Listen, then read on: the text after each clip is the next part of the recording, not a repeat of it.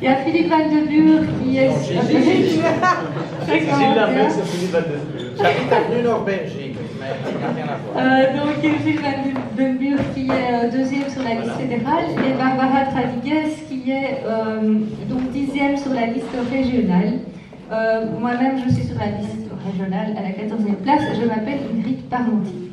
Alors, comment va se dérouler la soirée? Donc, je vais d'abord présenter brièvement chacun à son tour les intervenants qui pourront ensuite prendre la parole pour vous expliquer leur vision à leur niveau de pouvoir, puisqu'on a l'Europe, la région et le fédéral.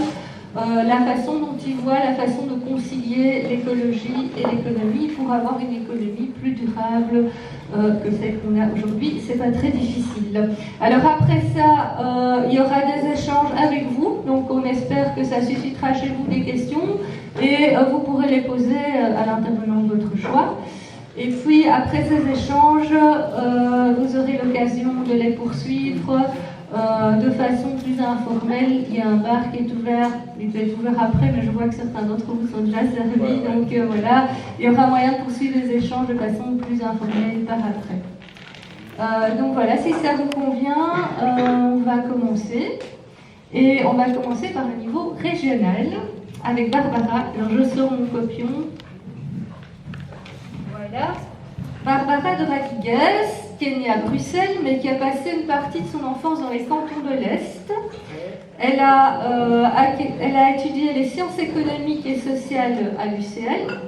Et elle a fait une partie de ses études à Leuven et en Allemagne. Donc j'en déduis que tu parles néerlandais et allemand probablement, plus l'anglais certainement. Elle est déjà engagée pendant ses années étudiantes dans un code à projet, pour ceux qui savent ce que c'est.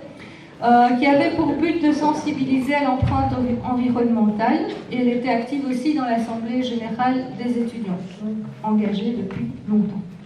Elle s'est installée ensuite à Bruxelles où elle a travaillé chez Turbowinds, qui est le dernier fabricant d'éoliennes belges. Dernier qui existe toujours ou... Non, il n'existe plus. Ah, il n'existe plus malheureusement. Et puis elle a travaillé... Il est mis en faillite. Non, c'est blague. Voilà. Elle a travaillé à l'APER, qui est l'association de promotion des énergies renouvelables. Et ensuite, elle est partie en Angleterre, dans une société de consultance, de nouveau en énergie renouvelable. Et c'est aussi spécialisée dans la facilitation des processus collaboratifs et participatifs en intelligence collective. Je suppose que tu nous expliqueras tout ça. Et ces dernières années, elle a travaillé chez Job Yourself, qui est une coopérative d'activité qui soutient les chercheuses et chercheurs d'emploi et les allocataires du CPAS pour développer un projet entrepreneurial. Elle a investi chez Ecolo depuis 2007 et elle est aussi la coprésidente bénévole de la Régionale de Bruxelles, ce qui n'est pas un petit travail, surtout en cette période électorale. Et donc, comme je vous l'ai dit, elle est candidate à la 10e place sur la liste régionale bruxelloise. À toi. Merci Ingrid pour ce résumé. Vous savez maintenant tout... Attends, je dois un peu voir comment je mets ce micro. Ça va? Vous m'entendez? Donc voilà, vous savez presque tout de moi. Donc d'abord, merci à la locale d'Uccle pour l'organisation de cette soirée. Je suis vraiment très contente de parler d'économie parce que pour moi, l'économie est vraiment au cœur de la transformation de notre société. Donc nous avons des défis environnementaux, climatiques et sociaux à répondre et je pense que ça passera vraiment par une transformation de notre système économique. Donc je suis très contente et puis en plus je suis très contente de parler avec Gilles et Philippe qui vous seront présentés in extenso tout à l'heure et donc qui eux ont œuvré donc, dans leur parlement pour vraiment assainir la fiscalité et aussi soutenir l'entrepreneuriat dans les parlements, donc c'est très chouette. Alors j'avais envie de vous commencer par une bonne nouvelle. La bonne nouvelle, c'est que j'ai eu la chance dans mon dernier travail que Ingrid vous a présenté, de travailler au lancement de Coop City, qui est le centre de l'entrepreneuriat social et coopératif. Et donc, pour vous dire qu'il y a plein d'initiatives qui existent. Les choses sont en marche. Et nous, notre vision, c'est qu'on a envie de les faire croître. Donc, il y a vraiment plein de choses. Soyons positifs. Il y a déjà les graines. On va essayer de les arroser. Alors, j'avais aussi envie de commencer peut-être pour vous dire, en fait, pourquoi pourquoi on parle d'économie et pourquoi chez Écolo on veut transformer l'économie qui existe aujourd'hui. Donc pour moi, et je pense pour nous, l'économie n'est qu'un moyen en fait. Donc c'est un moyen pour ajuster et ça régule un peu les échanges dans notre société. Et donc on doit d'abord fixer la vision de société que nous souhaitons et puis mettre ce système économique en diapason avec cette société que nous voulons. Or, on voit que le système économique actuel, ce qu'il nous propose, et là où il mène, c'est aux inégalités croissantes. On voit par exemple qu'en région bruxelloise, un Bruxellois sur trois vit sous le seuil de pauvreté et ça ne fait qu'augmenter depuis 30 ans. Donc ça, c'est quand même clairement une limite. Le taux de chômage est aussi important, avec toute une série de gens qui ne se sentent plus utiles dans notre société. Et donc en région bruxelloise, c'est 16% de taux de chômage, et pour les jeunes, c'est 22%. Donc c'est aussi une limite. Et puis il y a l'épuisement des ressources.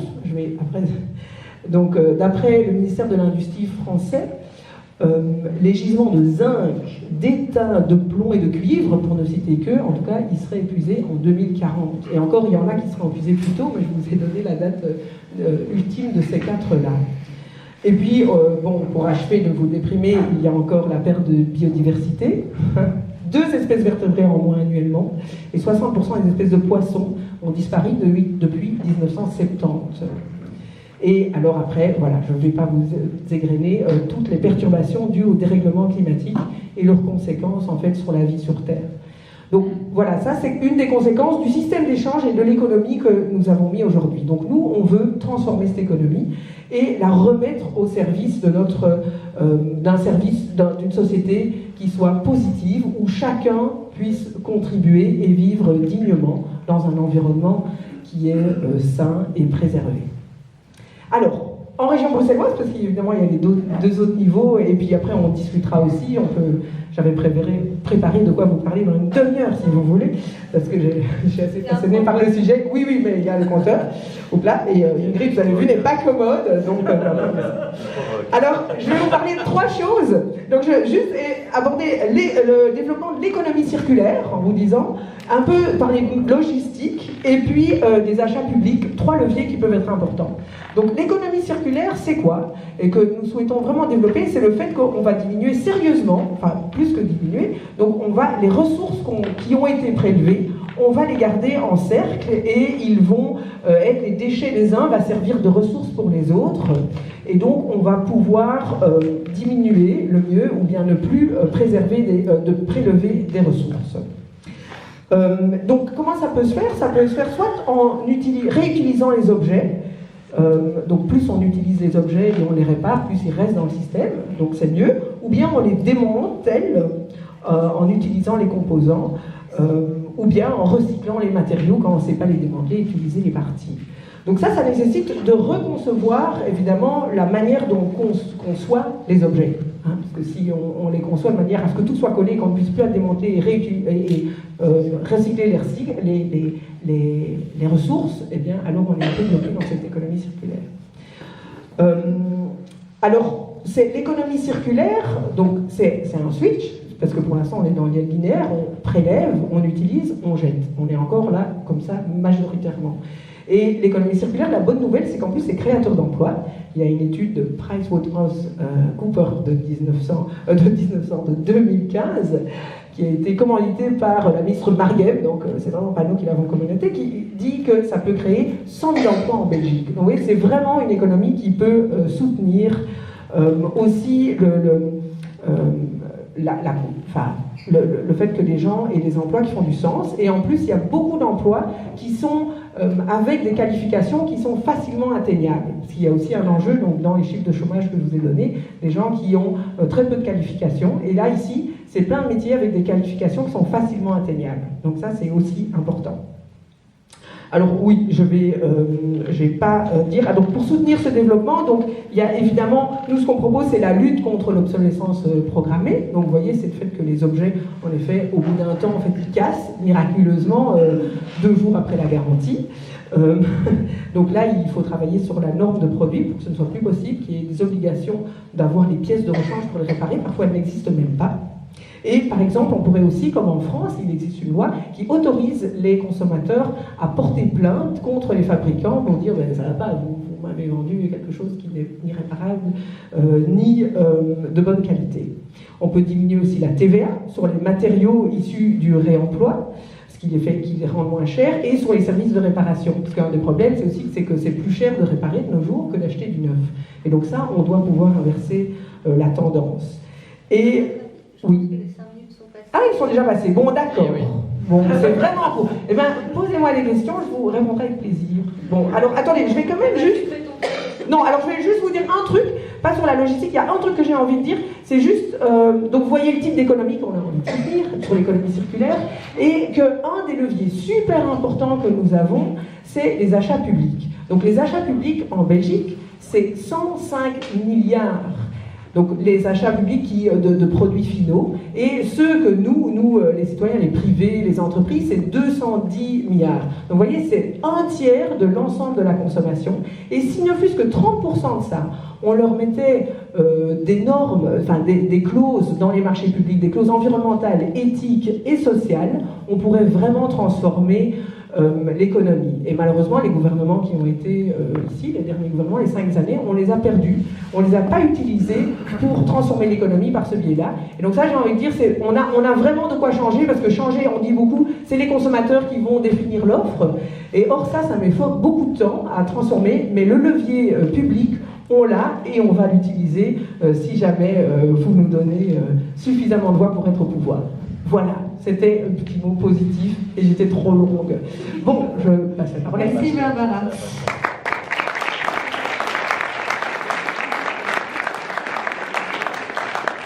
Alors nous allons passer donc au niveau fédéral avec Gilles Van den Buur, qui a passé sa jeunesse, lui, à Woluwe-Saint-Pierre et qui réside quand même depuis 12 ans à Ixelles.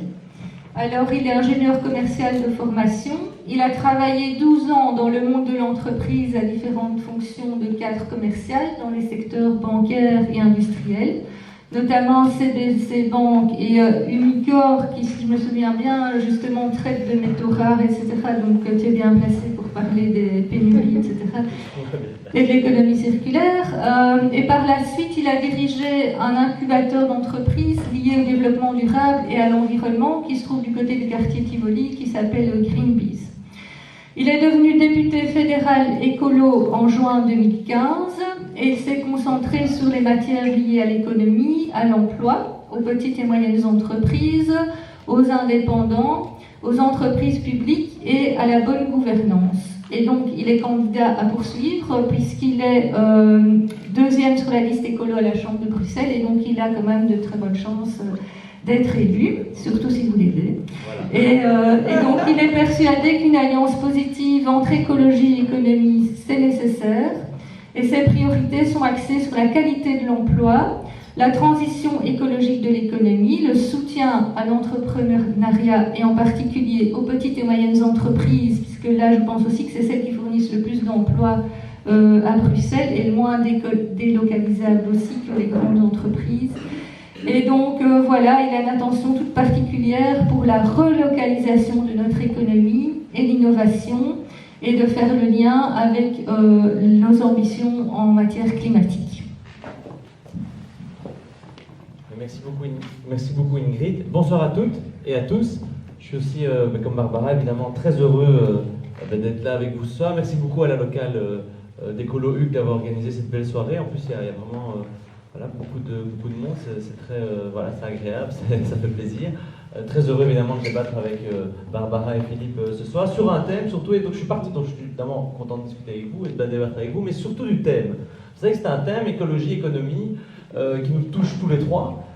Mais je pense qu'on ne nous attend pas spécialement sur ce terrain-là. Moi, je trouve que c'est vraiment un terrain où, justement, il y a énormément de choses à faire. Et voilà, je dirais, au niveau des écologistes, on nous attend sur énormément de choses, de changements, de visions de société. Et souvent, sur l'économie, il y a parfois un peu de scepticisme. Donc, je suis vraiment content qu'on puisse développer ça parce que je suis convaincu que c'est vraiment énormément d'opportunités, en fait, au niveau économique. Et donc, c'est vrai qu'au niveau fédéral, moi, je voulais commencer par dire que, justement, en lien avec le thème de ce soir, les ambitions climatiques et l'économie, il y a vraiment énormément de choses à mettre en fait en parallèle.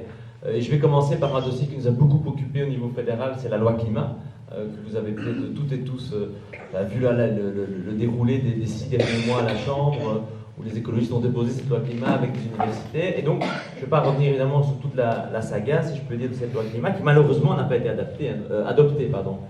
Finalement. J'espère que les choses pourront changer avec une nouvelle composition du Parlement dès la semaine prochaine, hein, espérons. Mais qu'est-ce qu'elle dit? Elle donne des objectifs clairs. Elle dit voilà, d'ici 2000, en accord en fait avec la COP 21, les accords de Paris, que nous avons signés, la Belgique. On oublie souvent qu'on les a signés, donc on s'est déjà engagé en fait. Et donc la loi climat, elle ancre ces objectifs, c'est-à-dire moins 95% d'émissions de CO2 au délai 2050, avec une étape intermédiaire en 2035 à moins 65% d'émissions CO2. Et elle ancre cela via une loi spéciale dans la Constitution. Enfin, en gros, c'est très difficile d'après revenir en arrière, pour le dire crûment. Mais qu'est-ce qu'au niveau économique cela a comme impact? Parce que moi j'ai rencontré beaucoup d'entreprises justement quand on a discuté de cette loi climat, des entreprises ont pris la parole dans le débat public, et beaucoup, alors pas toutes, et ça c'est encore le travail évidemment qui nous reste à faire, mais beaucoup de secteurs nous ont dit, quand ils nous rencontraient, mais nous on est prêts en fait, allez-y. On souhaite avoir un cadre stable, on est prêt justement à innover, à avancer, parce que nous, avoir des objectifs comme ça, contraignants, parce qu'ils sont ancrés dans la loi, eh bien ça nous aide, parce que justement on peut créer des opportunités économiques, on peut être les leaders. Moi j'ai eu un débat, comme souvent Barbara et Philippe en ont, on est souvent envoyés dans des débats dans des cercles pas spécialement écolo-friendly. J'étais à la Chambre de commerce américaine il y a un mois, donc dans l'auditoire d'ING, devant une centaine de cadres de grandes entreprises en Belgique. Bon, ça c'est plus ou moins. On était 10, hein, donc flamand francophone, donc c'est toujours des débats où on n'a pas beaucoup de temps pour s'exprimer. Et donc, mot de conclusion, moi je leur dis voilà, nous notre objectif c'est de faire de Bruxelles et de la Belgique le leader mondial en termes de lutte contre le dérèglement climatique. Ça c'est notre objectif. On veut en créer une loi climat, on veut cet objectif. Ça va créer des opportunités commerciales, ça va créer de l'emploi ici non délocalisable. C'est ça que nous on veut comme objectif de société. Et donc, bon, c'est la seule fois que je me suis fait applaudir de la matinée, donc c'était déjà ça. Je ne sais pas si c'était par politesse. Mais vraiment, moi, c'est vraiment une conviction. Donc, quand moi j'entends parfois certains partis, au hasard, l'ANVA ou les partis très conservateurs, les partis du MR ou d'autres qui nous disent mais attention, la compétitivité de nos entreprises, attention, on va se plomber par rapport à nos voisins européens, attention, ça va nous augmenter le chômage. Ça, franchement, je crois vraiment que c'est un discours qui ne tient absolument pas la route économiquement, donc écologiquement évidemment, mais même économiquement. Parce que justement, tout ce qui est en termes, je visite très régulièrement des entreprises, petites, moyennes et grandes, et qui nous disent, mais écoutez, nous on est prêts, on a justement ce type de produit-là, nos fournisseurs nous demandent d'aller vers le zéro émission, nos clients nous le demandent, donc quelque part même il y a un intérêt économique à le faire, même si, je vais dire un peu crûment, on s'en fout de l'écologie. Eh bien c'est ça, nous, l'opportunité qu'on veut créer en mettant une loi climat sur la table, et non seulement la mettre sur la table, mais la faire voter, et la faire, je dirais, la rendre ancrée dans notre Constitution, en tout cas pour les dizaines d'années à venir. Et donc ça veut dire que ça engagera tous les gouvernements qui arrivent, que les écologistes soient dedans ou pas. Ça c'était pour moi vraiment le premier point en lien avec le climat, parce que je pense qu'on en parle trop peu souvent, mais on a vu beaucoup d'entreprises, même des grosses, qui ont dit, écoutez, nous on est prêts, allez-y. Le deuxième point que je voulais mettre en avant, et Barbara en a déjà parlé, c'est que dans l'ADN même des écologistes, il y a vraiment on a vraiment une priorité de dire de soutenir ceux et celles qui lancent des projets. Et ceux et celles qui lancent des projets sont des entrepreneurs et des entrepreneuses. Que ce soit des projets effectivement commerciaux, mais ça peut être des projets dans le non-marchand, ça peut être des projets culturels, ça peut être des projets dans toute une série de services à impact social et environnemental, mais ça reste lancer son projet en tant qu'individu. Et ça, nous, on souhaite l'encourager, c'est dans notre ADN politique. Et c'est pour ça que, durant cette législature aussi, donc comme disait Ingrid, moi je suis là depuis juin 2015, j'étais premier suppléant de Zakia Khattabi, donc quand elle est devenue coprésidente, elle a démissionné de son mandat de député, puisqu'on ne cumule pas chez Écolo, et donc moi je suis devenu député en juin 2015, mais donc depuis lors, on traite énormément sur le statut social des indépendants, le fait de les encourager quand ils lancent leur entreprise, quand ils ont aussi des difficultés, donc vraiment protéger, encourager, et là on a toute une série de mesures, je ne vais pas aller en détail, mais vraiment où on est extrêmement ambitieux, et je peux vous dire qu'au Parlement, de nouveau, nos collègues des autres partis ne nous attendent pas spécialement là-dessus, mais nous avons aujourd'hui passé des lois grâce au groupe écologiste sur la période de carence. Je ne sais pas s'il y a des indépendants dans la salle, mais donc à partir du début de l'année, il y aura la période de carence est ramenée à 7 jours. Ça veut dire qu'avant, il fallait attendre 14 jours avant d'être indemnisé en cas de maladie. Maintenant, c'est 7 jours. Ben, nous avons participé à ça. C'est à la base un amendement que j'ai déposé à la Chambre, avec d'autres collègues d'autres partis. Hein, donc on a travaillé ensemble. Congé de paternité, c'était là maintenant à partir du 1er mai. Je ne sais pas s'il y a des indépendants dans la salle qui bientôt vont être papa ou coparents. Eh bien, il y a un congé de paternité d'une dizaine de jours maximum qu'on peut prendre à partir du 1er mai. Et donc, voilà, mais je termine avec ça. Donc, c'est pour dire qu'on travaille sur ce domaine-là, que ce soit statut social, que ce soit pour encourager ceux et celles qui lancent leur projet, parce que c'est vraiment dans notre ADN aussi politique d'encourager et que les gens puissent s'émanciper dans des projets. Merci. Merci.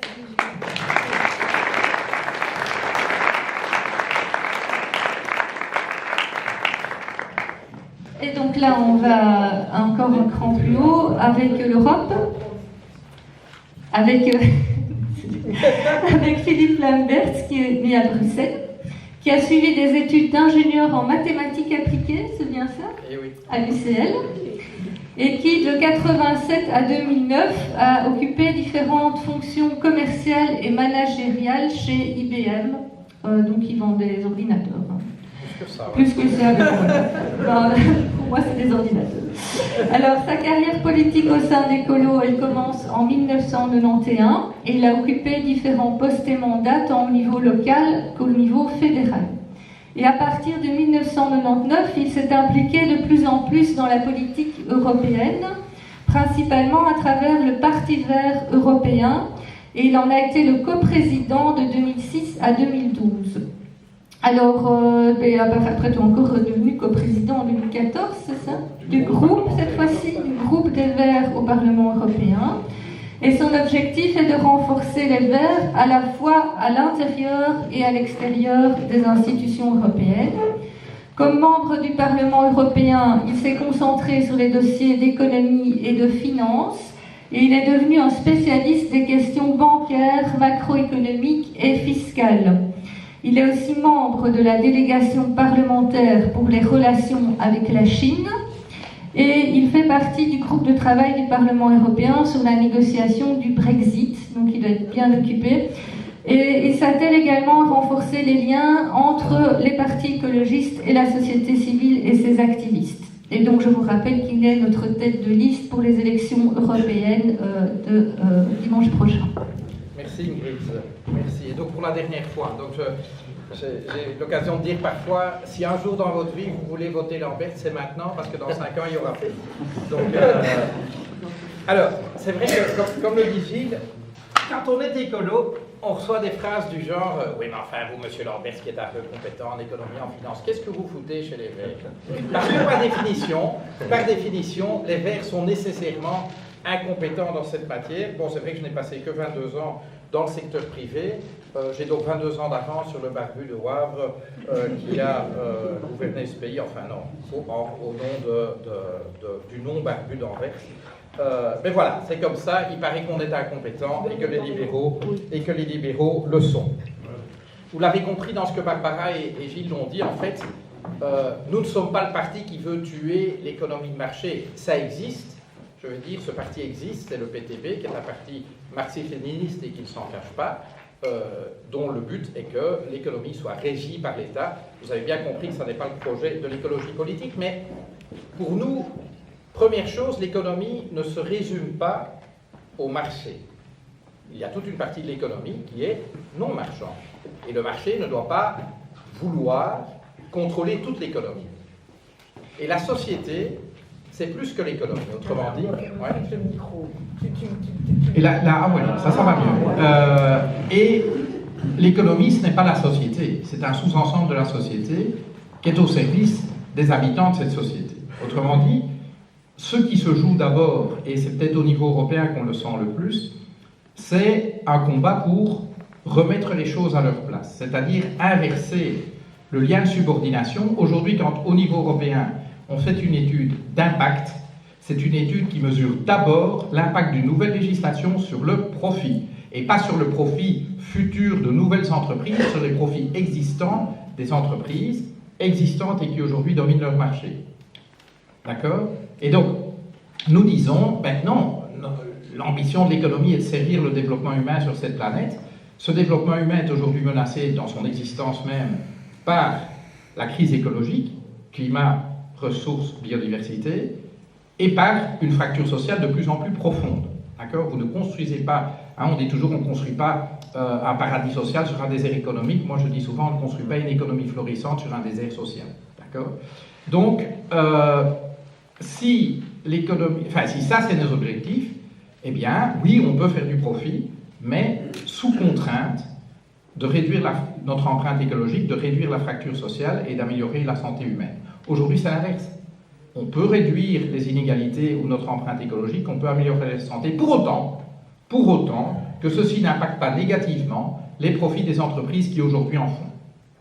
Et nous disons, il faut inverser. Et si, dans une semaine d'ici, on aura commencé à négocier peut-être une majorité parlementaire au niveau européen, eh bien, cette inversion de priorité sera au cœur de nos revendications.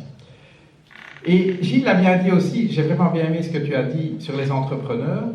Souvent, il m'est arrivé de dire au Parlement européen, j'ai l'impression d'être le dernier libéral dans la salle. Parce qu'en effet, ceux qui aujourd'hui se baptisent libéraux sont absolument pas les amis des entrepreneurs, ils sont les amis des rentiers. Ils défendent toutes ces entreprises too big to fail, que ce soit les banques, que ce soit les géants de l'automobile, que ce soit les géants de la chimie.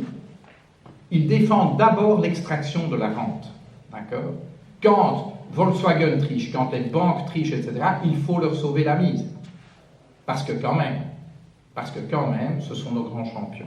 Et au contraire, nous sommes plutôt du côté des entrepreneurs.